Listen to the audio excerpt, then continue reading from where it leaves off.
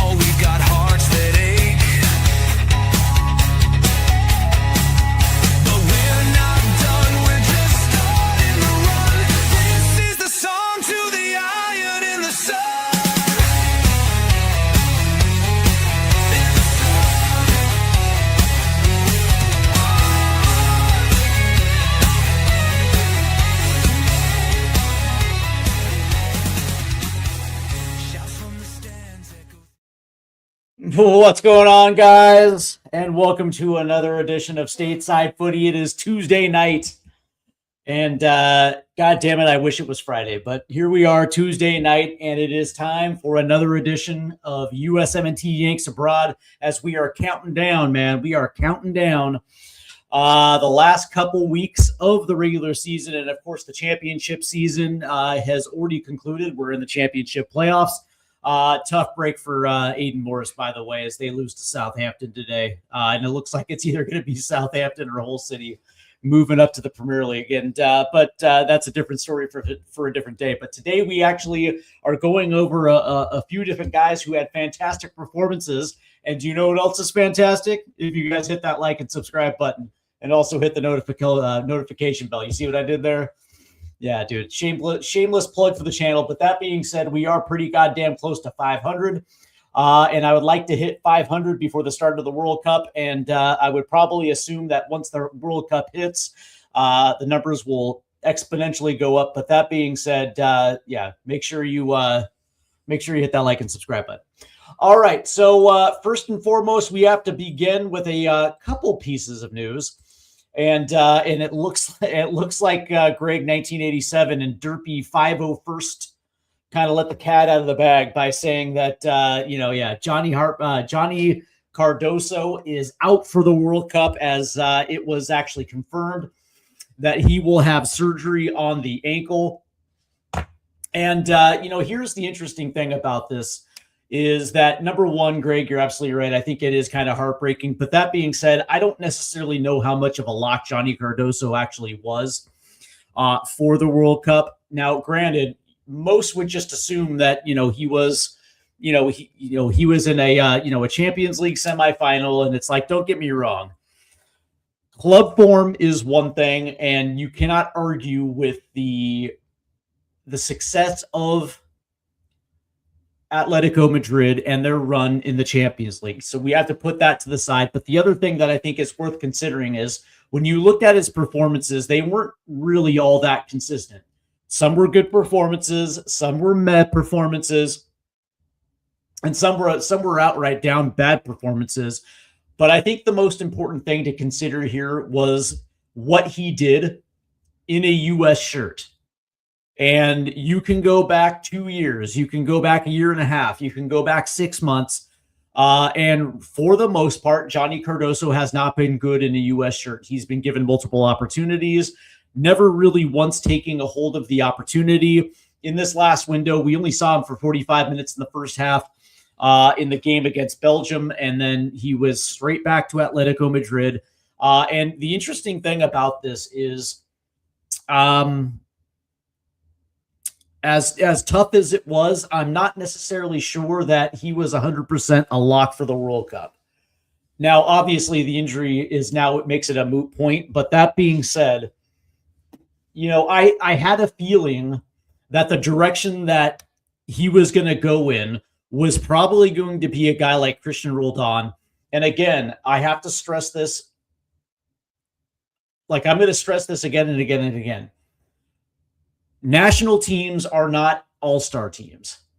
And it is not about the 26 best European-based players that you can put on the roster.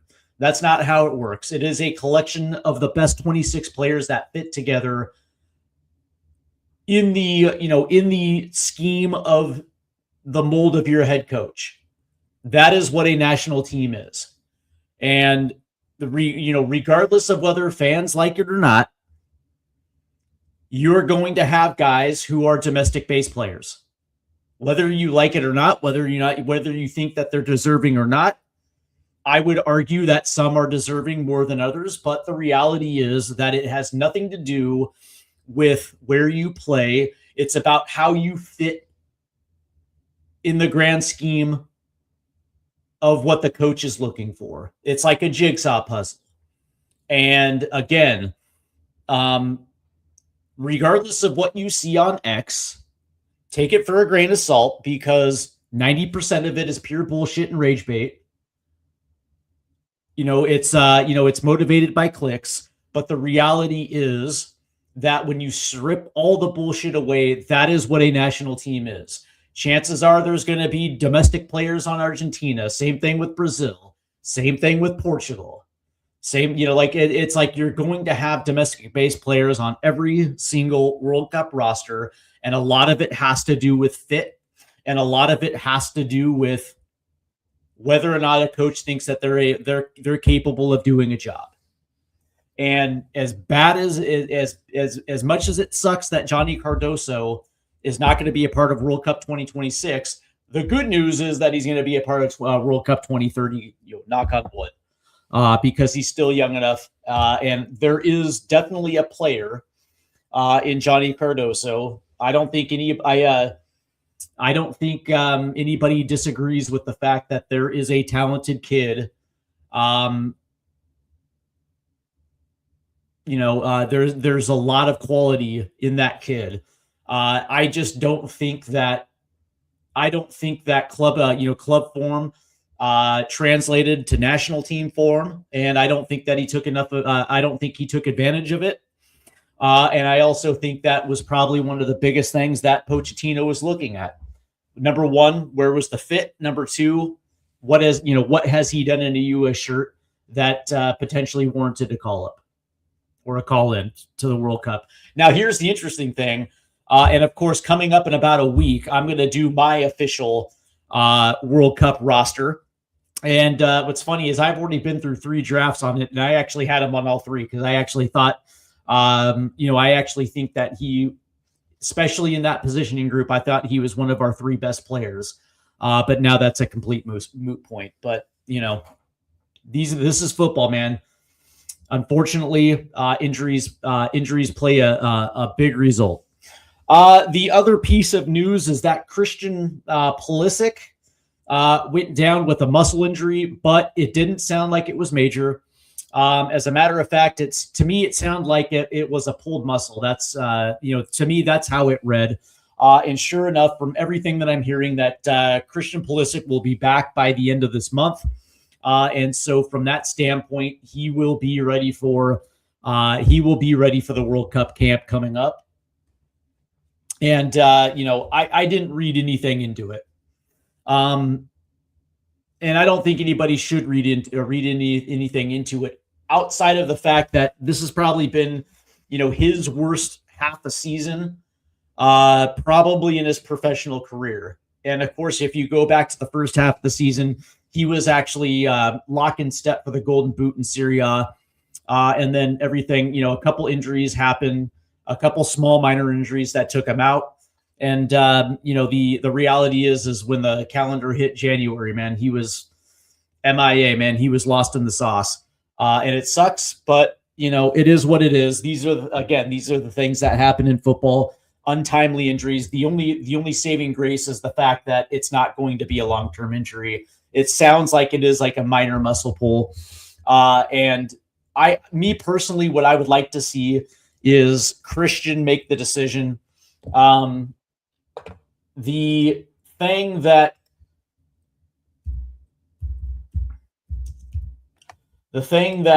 you look at is the fact that Milan, they kind of slipped a little bit, but it looks like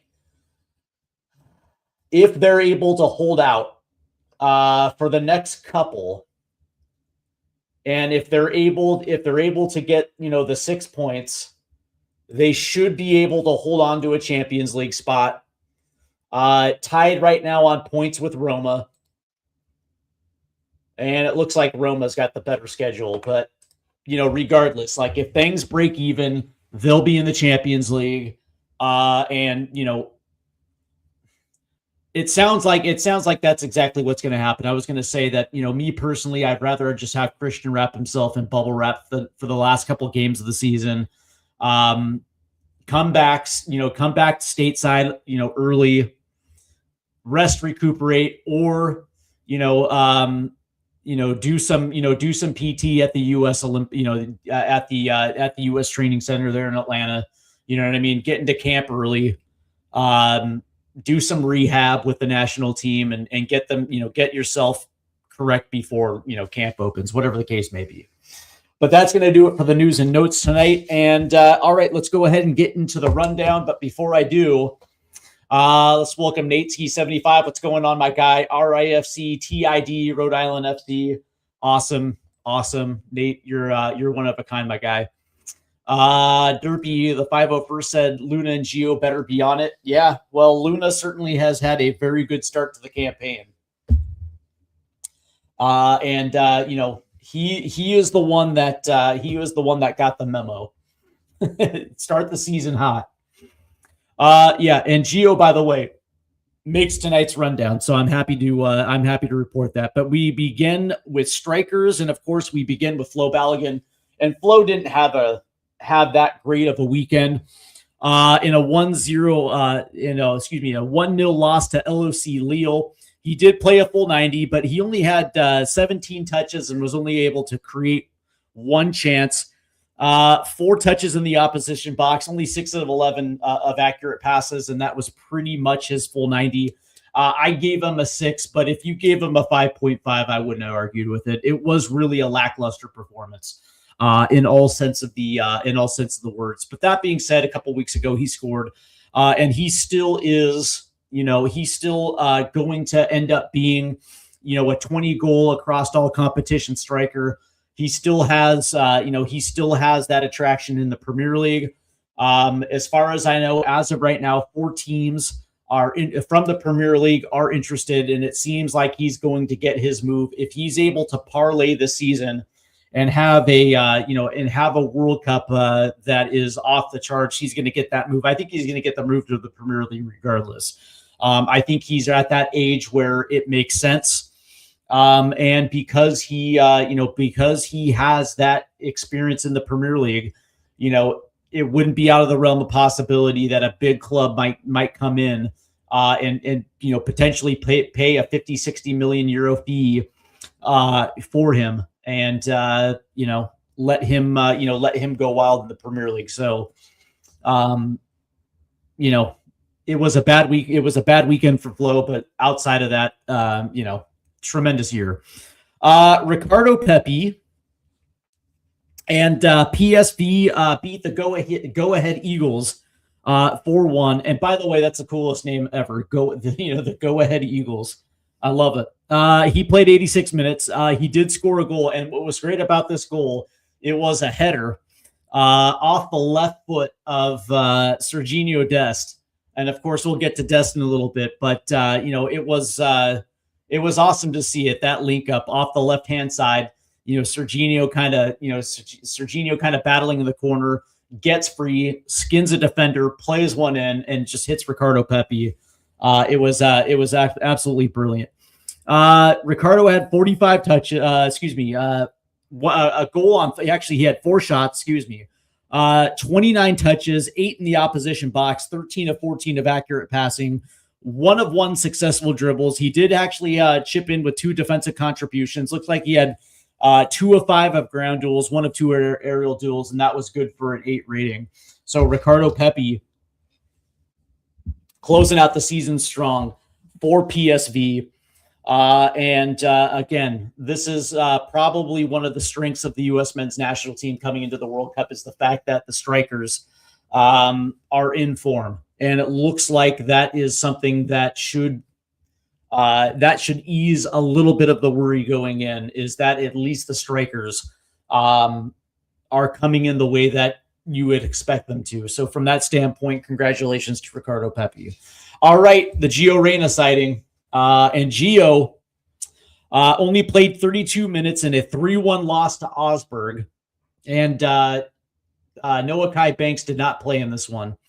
And, as I said, he only featured for 32 minutes, but he did score a goal, but he had 6 chances. He created 6 chances in this one, 33 touches, 3 in the opposition box, 26 of 26 of accurate passing. 6 of those go into the final third.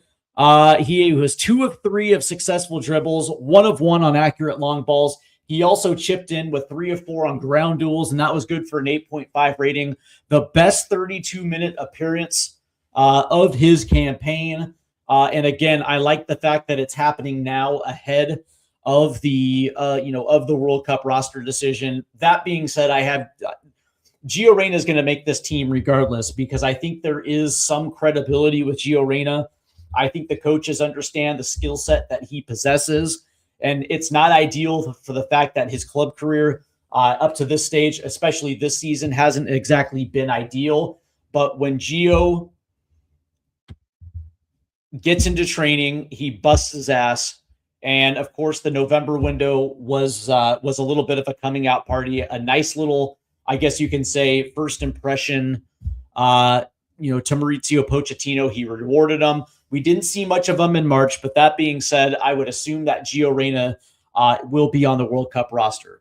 Weston McKennie and Juve beat Lecce 1-0. West played 86 minutes. He also created 2 chances on 65 touches. 4 of those ended up in the opposition. 4 of those touches ended up in the opposition box.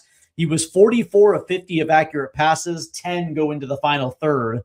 And he was playing as a 10 too. And he was absolutely brilliant. 3 of 4 of accurate long balls. He also had 3 defensive contributions, and he also had an interception, clogging a little bit of those passing lanes. He was also 3 of 5 of aerial duels, and that was good for a 7.5 rating. Wes has been Mr. Consistency for the second half of the season. Listen, Wes probably is the dude coming into the World Cup.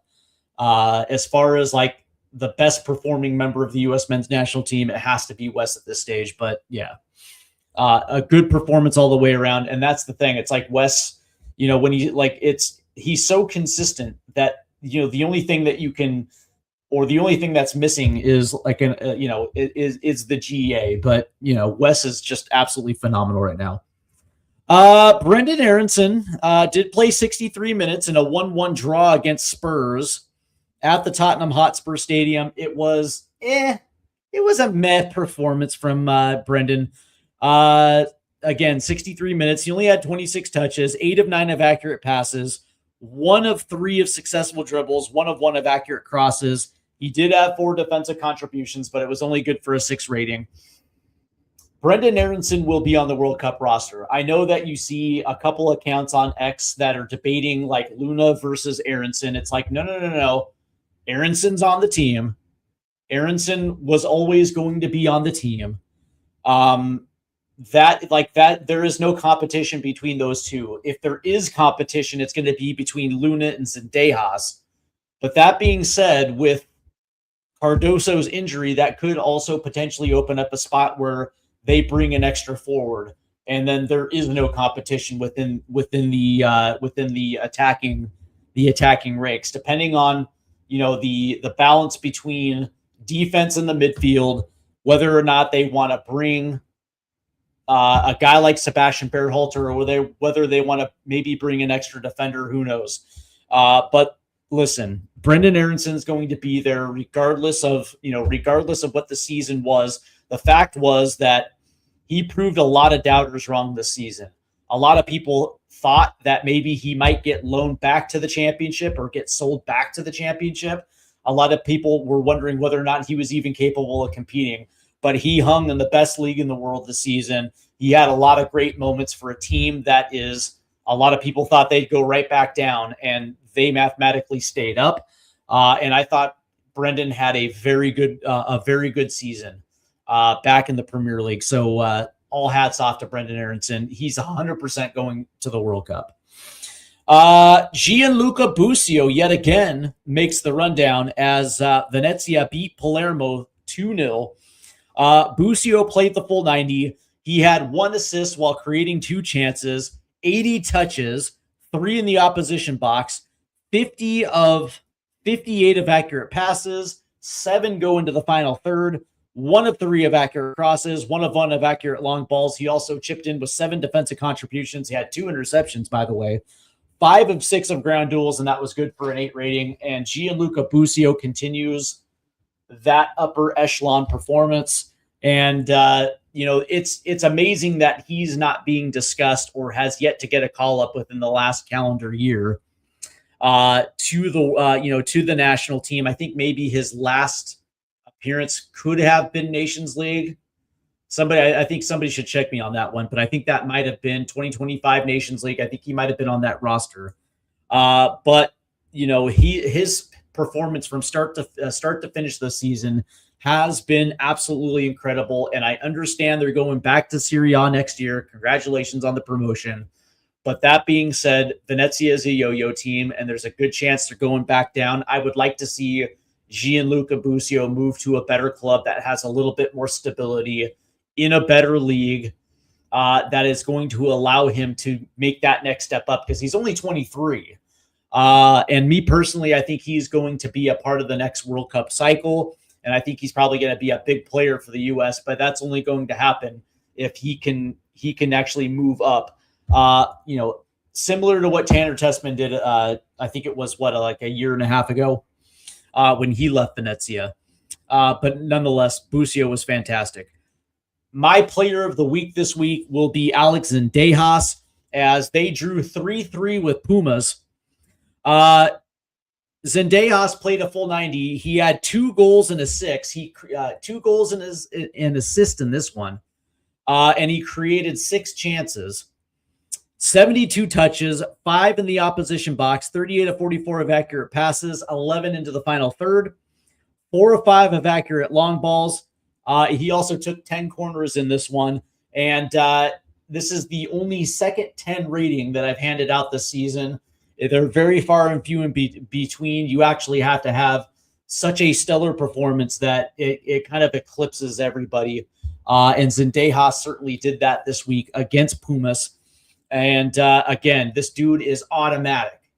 And if there is a competition between in the forwards, it's probably Luna versus Zendejas. But again, now that there is a potential opening, and if Zendejas can finish this out strong, you're going to have to look at him as a viable option coming off the bench, because again, the last time we saw him in the U.S. shirt, he scored a goal. And every single time that I look at Alex Zendejas and I watch him play, he is easily one of Club America's best 3 players, and he is always scoring. He's always doing something to end up on the score sheet. This is the type of guy that you want coming off the bench in the World Cup, because he just finds a knack. He just always, it's like the dude always has a nose for goal. He always finds himself in good positions to be able to attack. This is the type of dude that you want if you're chasing a goal late in a game. Alex Zendejas needs to be on this World Cup roster. He's that good. All right, let's turn to the midfield now, and we only have a couple to mention because Tanner Tessman did not appear. Obviously, Johnny Cardoso is injured. Tyler Adams did feature in Bournemouth's 1-0 victory over Fulham. He only played in 47 minutes in this one. Did have 41 touches, 26 of 28 of accurate passes. 2 of those go into the final third. 1 of 1 on successful dribbles, 2 of 3 of accurate long balls, but he did have 9 defensive contributions in this one, 2 of 5 on ground duels, and that's good for a 6.5 rating. And this is the dude that just puts out fires. He is going to be playing a lot of full 90s in the World Cup for the U.S. men's national team. And none of this, like, it doesn't bother me that he only played 47 minutes. It is what it is. This is the dude that was this was our captain in the last World Cup. And, he probably should be the captain in this World Cup as well too. But it is what he like. There's no issues with Tyler Adams. Aiden Morris did play today, and it sucks as Middlesbrough lost 2-1 to Southampton after drawing in the first leg. So Middlesbrough is out. They will be back in the championship next season as Southampton does take on Hull City in the championship playoff final. But Aiden Morris played all 120 minutes of this one, 68 touches, 40 of 44 of accurate passes, 2 of 3 on successful dribbles, 3 of 4 of accurate long balls, 8 defensive contributions, 5 tackles, 2 interceptions, 11 of 17 on ground duels, 1 of 2 through the air. That was good for a 7.5 rating. And this is the other guy that it's going to be hard not to carry Aiden Morris. And as of right now, you're looking at the 4 defensive midfielders right now. You're probably looking at Adams, Tessman, Morris, and Roldan right now. And if they carry 5, then you're putting Sebastian Berhalter in that category as well too.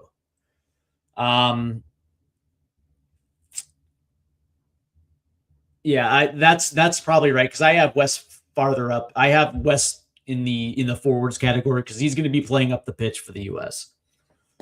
Let's see one last thing real quick, and it's going to be hard, man.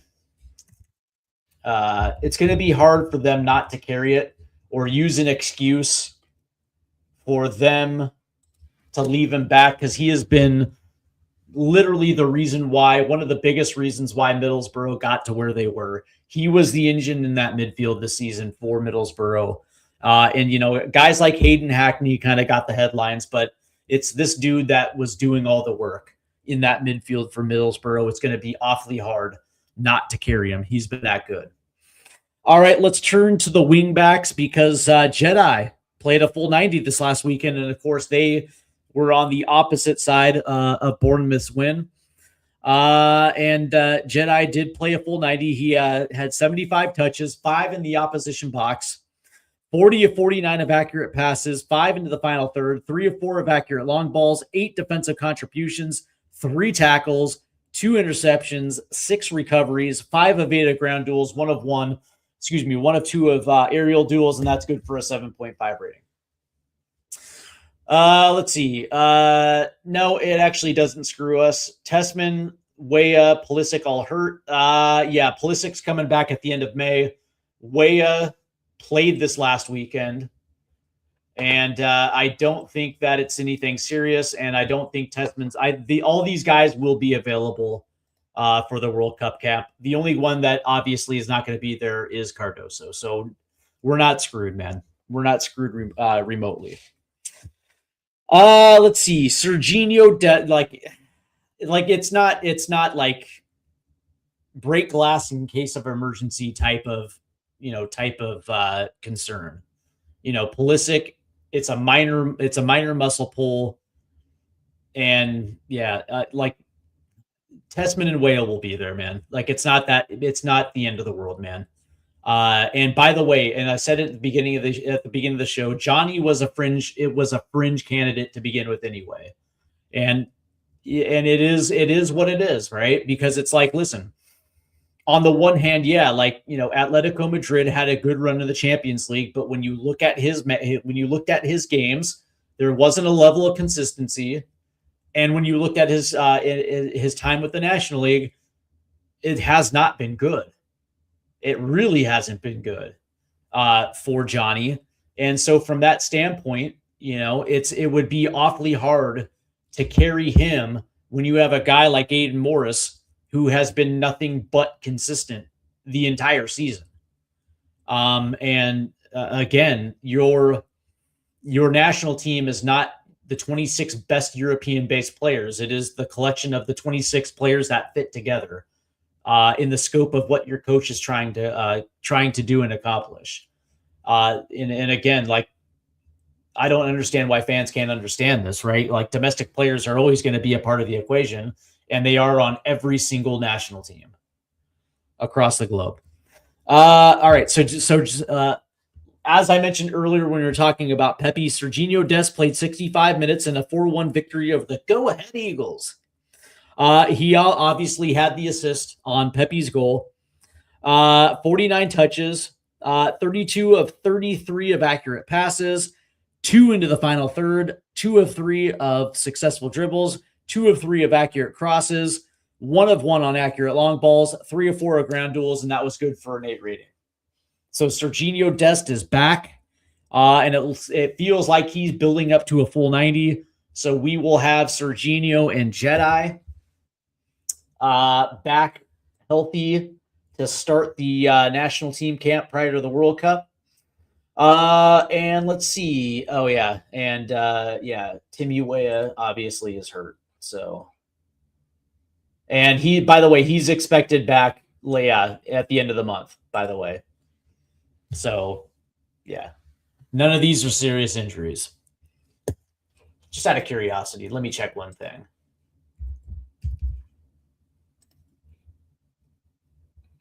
And Tessman just didn't play. Tessman's not hurt. So, all right. So let's round this out with the center backs. And we'll start with Chris Richards. And Crystal Palace drew 2-2 with Everton.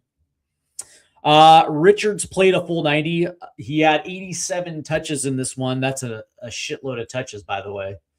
4 in the opposition box. That's even more insane. 57 of 65 of accurate passes, 4 into the final third, 1 of 1 of accurate crosses, 10 defensive contributions for Richards, 9 clearances, 1 of 2 of ground duels, 11 of 13 through the air. And that is good for a 7.5 rating. And yeah, look at Star Wars Satan. Like the stream, assholes. And also subscribe, you motherfuckers. Appreciate it, Satan. Appreciate it. See, that's what having the back does right there. Having the Dark Lord having your back.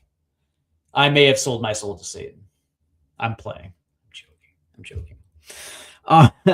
Let's go to Mark McKenzie. As Toulouse beat Lyon 2-1. That's actually kind of a big win for Toulouse, by the way. McKenzie had played a full 90. He also created a chance for himself in this one. He had 55 touches, 30 of 36 of accurate passes, 7 into the final third, 4 of 5 of accurate long balls, 11 defensive contributions, 8 clearances, 2 of 4 of ground duels, 3 of 5 through the air. And that was good for a 7.5 rating. And he's doing this on the right side. And so these 3 right here, if we're playing a back 3, these are your starting back 3 right here. McKenzie on the right, Richards through the center, Trusty off the left. And again, McKenzie was pretty solid in this one, 7.5 rating. And lastly, Austin Trusty as Celtic beat Rangers in the Old Firm 3-1. That's actually kind of a big win for Celtic. And and by the way, this thing is still fluid. As Hearts, by the way, still leading the Scottish Premiership by 1 point over Celtic, who have rebounded and are at 76 points. So this one is still fluid. But Austin Trusty played a full 90. He had 67 touches, 50 of 54 of accurate passes, 6 into the final third, 4 of 6 of accurate long balls, 6 defensive contributions, 6 clearances, 2 of 5 ground duels, 5 of 7 through the air. That's good for a 7.5 rating as well, too. And, of course, an Old Firm brings out the best. of everyone. It also brings out the worst as well too, if you understand the history of the Old Firm Derby. Catholics versus Protestants, and there's been deaths that are attributed to the Old Firm Derby in its history. So, good Lord. But that is the rundown this week, and I will say that it was an all-in-all good performance. And one of the things that I like about this time of year is, especially in a World Cup year, you are seeing these players kind of go to another level because they actually kind of have to. And if you're a bubble player, if you are a Gio Reyna and you're unclear of what your status is to have this type of game, and granted, it's only 35 minutes. But you have the best 35 minutes you can possibly put together. You get a goal, but you were accurate. You were precise. And everything you do, your movement was good. And and I use this term quite a bit, you tilt the field. You know what I mean? Like, you're noticeable. Like, those are the type of performances that stand out. And, if you're Jesus Flores, if you're the assistant coach, or if you're Mauricio Pochettino, this is something that will stand out where they're like, okay, cool. Like, he's making the most of it. He's making the most of it. It's not ideal, but he's making the most of it. If you're Alex Zendejas, that's a perfect example, and whether or not, you hope that he's not a numbers casualty, because again, I think he should be on the World Cup roster. Like, he's earned it. He's earned it. But, understanding that, like, your head-to-head rival just might be Diego Luna. And Diego this season, in 563 minutes, in 6 starts, he has 4 goals and assists for Real Salt Lake. Like, he got the memo. He understood the assignment that you have to start the season off hot because of where the World Cup hits. Like, you have to make the most of every single start, and Diego's done it. And so what is Zendejas going to have to do to leapfrog that, or at least put him in the spotlight where he can get analyzed and they can actually make that decision? Because Diego Luna is one of Poch's guys. And of course, that Camp Cupcake will live in infamy for, Diego Luna getting his nose broke, him sticking cotton up his nose and going out there and playing the rest of the half. You know what I mean? Like, that's forever going to be embedded in Mauricio Pochettino's head as the toughness that he's looking for. And it's no surprise that Diego Luna has pretty much been a part of every single call-up in 2025 and into 2026. So how are you going to put yourself in the spotlight over that? This was a very good way of doing it, having a game where you score 2 goals and you add an assist. And your numbers besides that, are absolutely brilliant. Like, that's the best part about this season, is that you still have a few more games left to make a case. And that's what this portion of that's what this last couple weeks is all about. And I'm so curious to see exactly how this is going to play out for specific seasons. Oh, is it? Did the okay, so Liga MX season's over. Okay, there you go. Well, that's a hell of a way to close out a season. Dude, I never, like, that's the thing. It's like they have the Apertura and the Class era. I have no idea when it ends. Did it end? I think you're right.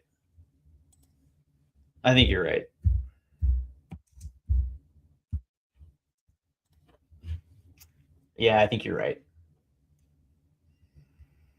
Yeah, okay.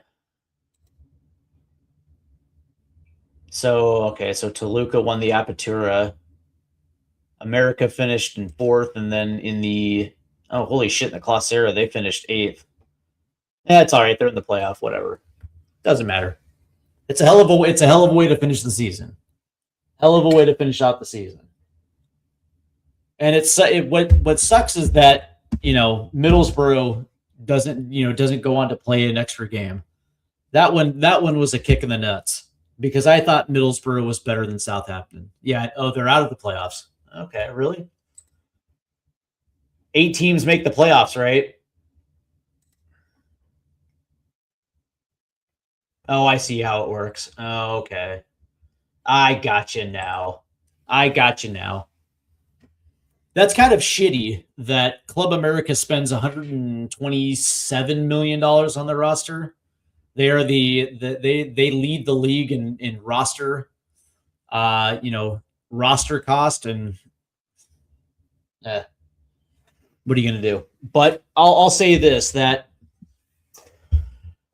we have I think it is about a week and a half before Mauricio Pochettino officially names his roster. And by the way, Jesus Flores let it slip that they already have their preliminary roster. So they have a list of what I think the preliminary roster is 60 names. How many?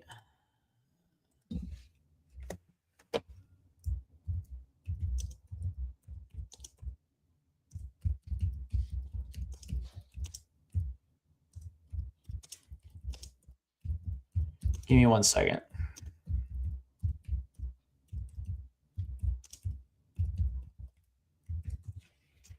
Yeah. So I think it is the preliminary lot. So the deadline was March. The preliminary rosters were due on March 11th. The final cut down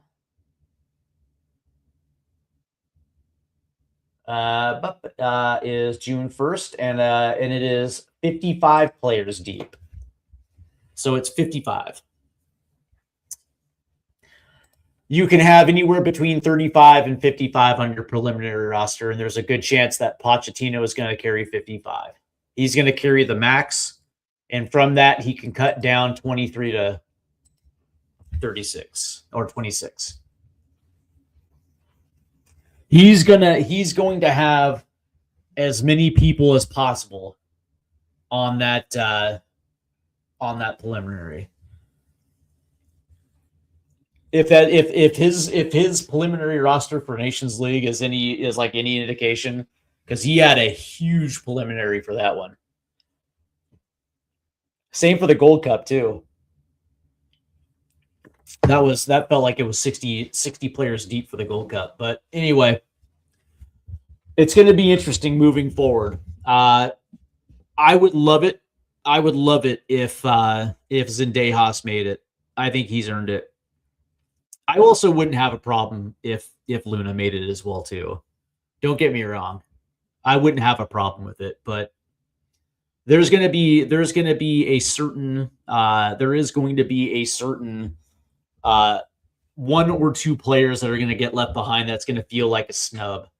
And it's going to be interesting to see really what it comes down to. By the way, Yunus Musa is not going to be one.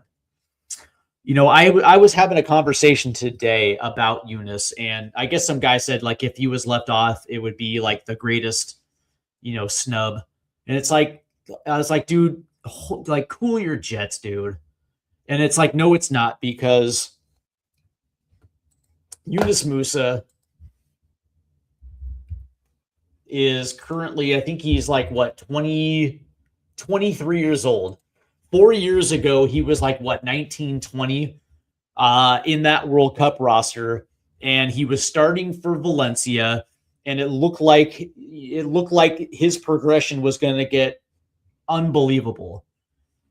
He makes the move to AC Milan, and he goes from being a starter to a bench role. And as his AC Milan career progressed, it got worse. And his appearances steadily declined to the point where multiple coaches were saying the same thing against him, saying the same things about him. It has nothing to do with the talent. It has the fact that he's just not ready for that level. And so we got to this last off season and he made the wrong move.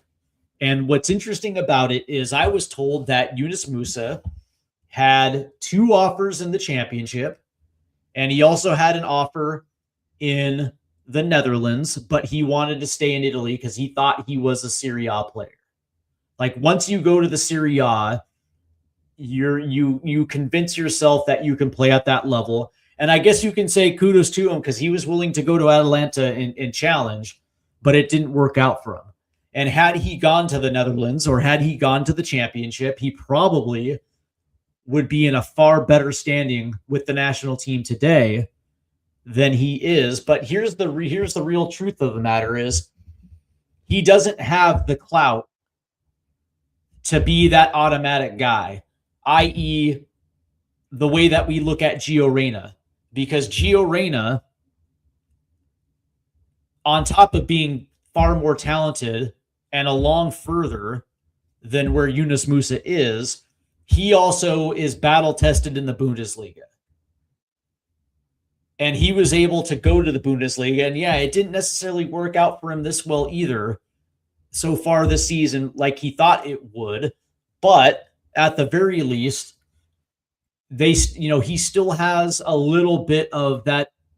He still has a little bit of that automatic, not as much as, like, say, a guy like Christian. Like, Christian hasn't scored in well over a year for the national team, but he's got that automatic clout where he's going to be there. And so from that standpoint, it's like Musa doesn't have that. And really, his national team performances over the last 4 years haven't been great. They've been okay. Some of them have been better than others. But for the most part, when Pochettino came in, he didn't necessarily really have a spot for him. As far as a position goes, and, that was the thing. It's like he wanted to see other options. And he was kind of the odd man out. So here's the thing about Yunus Musa, is that he's not going to be a part of the World Cup roster. And that's okay, because he's only 23. And in 4 years, he'll be a part of the 2030 squad. And he'll be 4 years along in his prime playing his best football. So, like, him not making the 26 squad is not going to kill his career. It's not going to kill his national team career. What he has to do is go to a team where he can just revive it. And, Tony Martinez here in the chat said, Musa to PSV would be an excellent move. Or to AZ Alkmaar, where he can either play a box-to-box role or he can play a 10 role underneath a guy like Troy Parrott and, be a distributor, be somebody who can spray the ball around. You can use your speed and physicality to play into the box, and maybe you can chip in with 10 goals. And all of a sudden, there's not going to be any question about whether or not you're going to get called into the national team. Because if you're putting up those numbers, you're going to get called into the national team.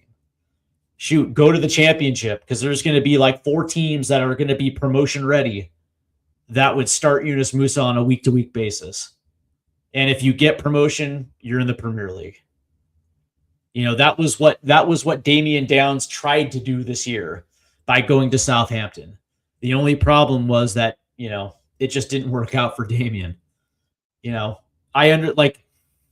Damian gets a promotion last year, to the Bundesliga, and he leaves instead of staying. By the way, like, had he stayed and fought there, he probably would have been a little bit better served. But that's just me. But yeah, that's the thing. It's like Yunus wouldn't be a snub. Not even in the logical sense. So, I think that's going to do it for me, guys. I do want to thank everybody for tuning in. I do want to thank Tony, Jaden the man. Good to see you, Jaden. And of course, Star Wars Satan, Natesky, my guy, Derpsy the 501st 2, and of course Greg 1987. I want to thank those that are tuning in via X and also on YouTube, man. You guys are awesome. Again, man, make sure you hit that like and subscribe button and also hit that notification bell because we are getting close to 500.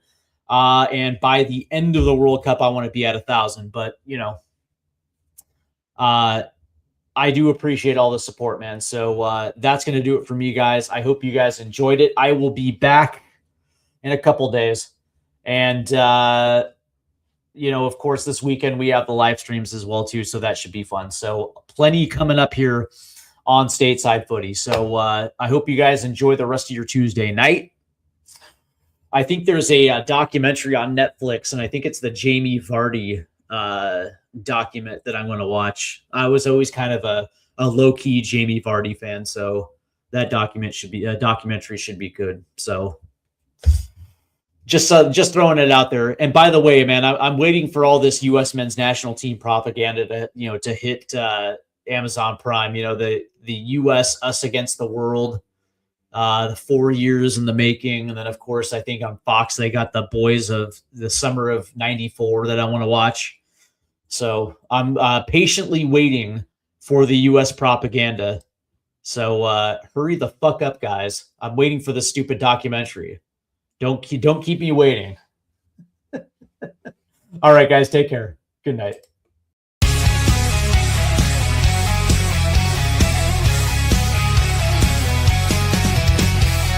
Rusted goalposts under fading sky.